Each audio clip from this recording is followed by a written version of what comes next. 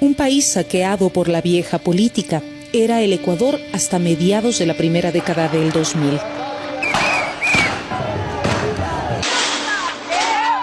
La inestabilidad era tal que tan solo 10 años llegó a tener 10 presidentes e innumerables movilizaciones sociales. Se va Gutiérrez, se va Lucio Gutiérrez, señores.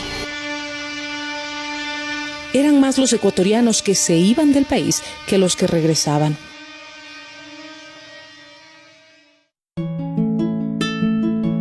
Hasta que llegó un proyecto político progresista y la incertidumbre empezó a transformarse en certezas. La patria no está en venta, la patria vencerá las chequeras. Se trataba de Rafael Correa, un joven economista alejado de la política tradicional que empezó la gran transformación. Una nueva constitución aprobada por una impresionante mayoría en las urnas devolvió el poder al pueblo, que lo tuvo por 10 años seguidos, cuando el proyecto político de Correa ganaba elección tras elección. Esta es la confirmación de esa revolución ciudadana que ofrecimos al pueblo ecuatoriano en el 2006 y que este mismo pueblo nos ordenó en las urnas aquel histórico 26 de noviembre del mismo año. Con esto cumplimos el mandato, la orden que nos dieran el 26 de noviembre del 2006 de tener esta nueva constitución que siente las bases para un nuevo país. Fue así como, por primera vez, el ciudadano pudo tomar las riendas de su país y, a través del Consejo de Participación Ciudadana y Control Social, ser parte de la toma de decisiones. Las autoridades de control nunca más serían nombradas por políticos bajo su conveniencia. Lo reemplazaría un organismo independiente que reemplazaría a estos ciudadanos. El Estado dejaba de tener 3 funciones para pasar a tener 5, todas operando de manera independiente, ordenada y con sus respectivas atribuciones. El Consejo de Participación Ciudadana estaba encargado de la selección de 137 autoridades de las funciones electoral, judicial y de transparencia, consejeros electorales, jueces y autoridades de los órganos de control, todos designados mediante procesos transparentes de méritos y oposición. Juran ustedes que cumplirán fielmente las funciones otorgadas por la Constitución de la República del Ecuador y la ley en su calidad de vocales principales del Consejo de la Judicatura. Sí, juramos. Pero la destrucción llegó tras el triunfo de Lenín Moreno, que ganó la presidencia bajo el paraguas del movimiento político del expresidente Correa, pero no dudó en traicionar a sus electores. Moreno se entregó de lleno a la banca. Yo soy uno más, señor presidente, de tantos que no votamos por usted y ahora estamos gustosos de respaldar, de apreciar, de felicitar la gestión que usted está haciendo, señor presidente. Sabes, y en ese Antonio, orden de ideas, yo les estoy también agradecidos por no haber votado por mí. A los que les estoy agarrando un poco de odio, más bien a los que votaron. La gestión de Moreno se centró en destruir la institucionalidad del Ecuador. A 5 meses de haberse posesionado, convocó a una consulta popular que cambió la conformación del Consejo de Participación, nombrando a dedo a las nuevas autoridades. Les consultamos sobre el cese inmediato de los actuales miembros del Consejo de Participación Ciudadana y proponemos que los nuevos integrantes sean elegidos a través de votación universal.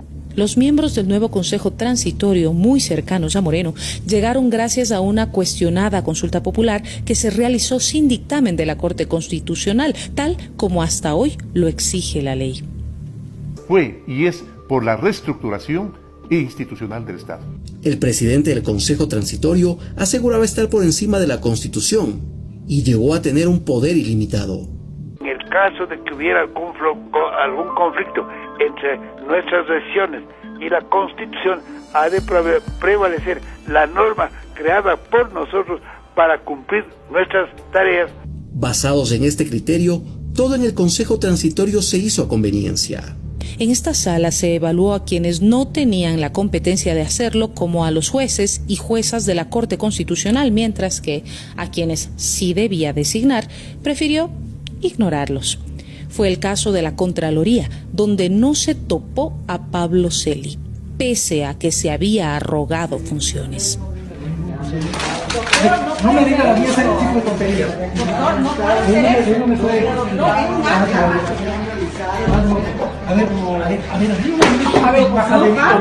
Celi fue muy funcional para el proceso de persecución y Trujillo lo dejó en el cargo sin nunca evaluar su gestión.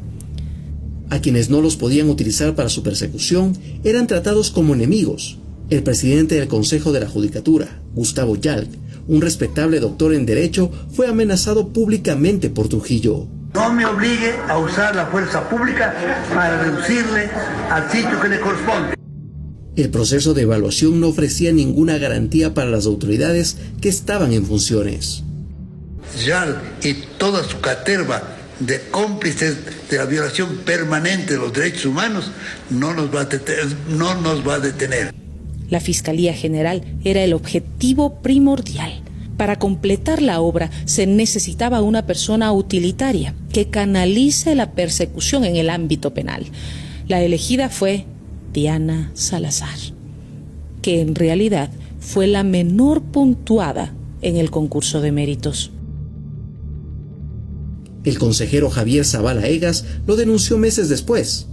Zavala Egas estuvo en contra de este nombramiento. En méritos no estaba primera. En oposición, en el examen escrito que se hizo, tampoco llegó primera. ¿Quién y cómo calificaron como calificaron a la fiscal para que llegue primera al concurso? Mi calificación fue 24 sobre 30. Por lo tanto, la pregunta es ¿por qué llega primera? Porque se la calificó para que llegue primera. En realidad, las pruebas de quien fue designada fiscal fueron mediocres. Su examen escrito recibió la calificación de 10 sobre 20 y su exposición oral solo demostró desconocimiento. Se requiere decisión para tomar algunas decisiones y tener la decisión de tomar las decisiones. La víctima, ¿qué clase? La víctima tiene que versar mismo de la organización. ¿Pero por qué? Nos vamos a decir. Pese a esto, fue designada fiscal general de la Nación. Porque haber sacado 10, eso no significa corrupción, significa honestidad. Moreno aseguró de esta manera los 3 pilares para la persecución, para el lawfare. Pablo Celi, el contralor subrogante, forjaba informes de responsabilidad penal contra todos los correístas. Con estos informes actuaba la Fiscalía de Diana Salazar y los casos llegaban a los jueces puestos por Moreno y Trujillo y los sentenciaban.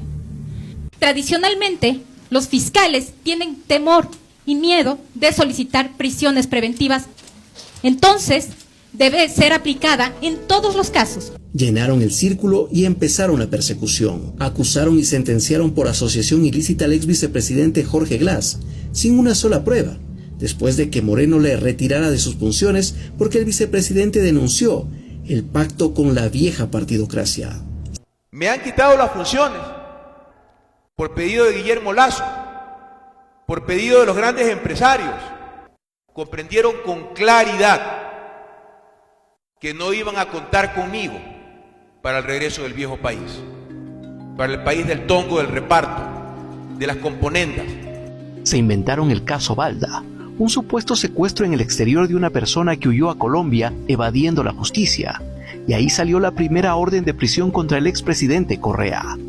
Luego aseguraron que Odebrecht puso presidente en Ecuador y como esta empresa nunca fue enjuiciada, denominaron al caso Sobornos 2012-2016. Sin Odebrecht, la utilitaria fiscal acusó al expresidente Correa por influjo psíquico. Todo en un tiempo récord.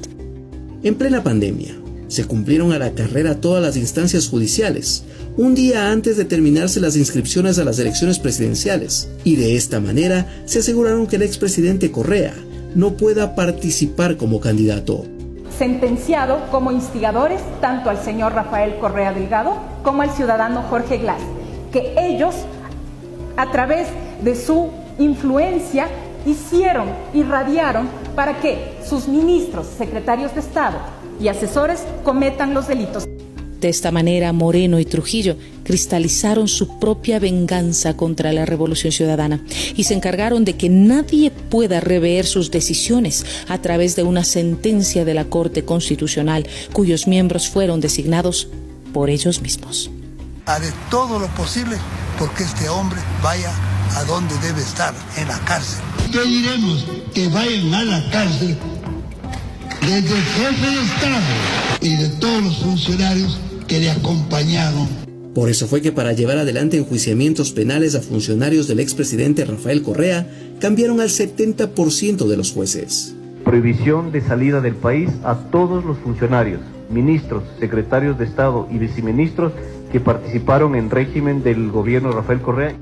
Un proceso persecutorio único en la historia del país, que contó con el apoyo de la gran prensa, que aplaudía. Los medios de comunicación en general tienen la idea de designarle a usted el hombre más brillante del año que estamos terminando. El gran empeño que usted ha puesto por favorecernos con decisiones históricas. El resultado de la descorreización está presente. Ecuador pasó de ser el segundo país más seguro de América Latina al más peligroso de todos, y donde en plenas elecciones se asesinó a un candidato presidencial para tratar de inculpar a la Revolución Ciudadana, impidiendo su triunfo en la primera vuelta electoral y asesinando a los 7 sicarios durante el balotaje, afectando su votación final. A todo esto se suma la nueva metida de mano en la justicia, con la destitución del legítimo presidente del Consejo de Participación Ciudadana elegido en las urnas, y tomándose además del Consejo de la Judicatura para impedir un independiente concurso de jueces. La fiscal nuevamente fue la funcionaria servil para todo este proceso. Quienes realizaron la persecución de correístas ahora pagan sus propios delitos, y algunos fueron enjuiciados por graves casos de corrupción. El contralor subrogante que forjaba informes contra correístas fue condenado a 13 años de prisión, por el sí recibir sobornos a cambio de la eliminación de glosas. Así lo reveló una investigación realizada por los Estados Unidos. El expresidente Moreno es enjuiciado por cohecho y otra serie de delitos contra la administración pública.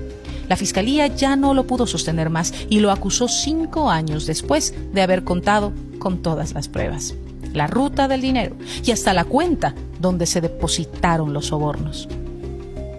El expresidente Guillermo Lasso no pudo terminar su mandato y adelantó las elecciones. Es acusado de corrupción y de mantener conexiones oscuras con la mafia internacional. El expresidente del Consejo Transitorio falleció y ninguna institución por él reformada volvió a ser como antes. Todo en Ecuador fue destruido.